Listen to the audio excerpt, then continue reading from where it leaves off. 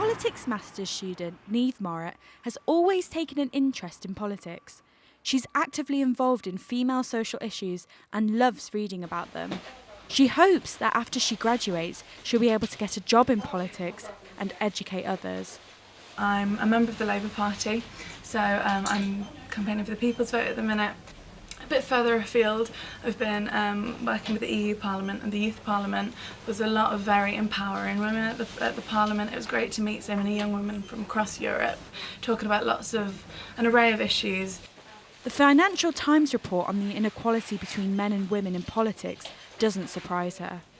Niamh says this is something women should be aware of, but it should not deter them from entering politics. Politicians are often associated with masculine traits, which I think is completely wrong. Women are as capable as men in the political sector.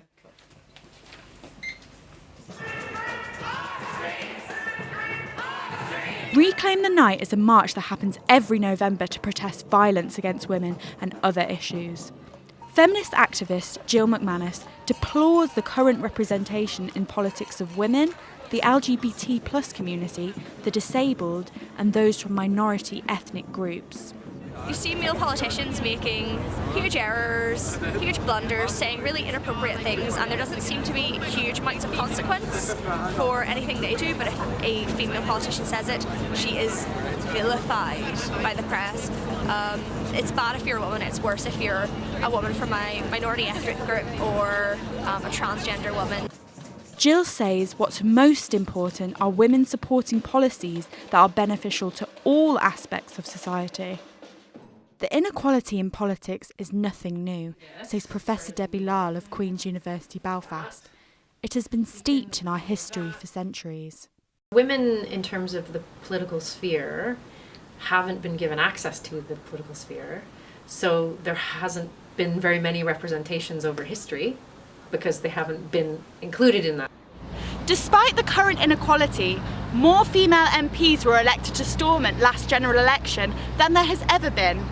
The outlook for women like Niamh is slowly but surely becoming more and more encouraging. Niamh is determined to rise up as a woman, as a feminist, and as a politician, despite the obstacles stacked against her. If anything, it's something to really empower me to work harder, to try and change the status quo. As people say, empowered women empower women. There's still a long way to go. Girls like Niamh, standing up and fighting back against stereotypes, are offering hope for a future generation of female politicians.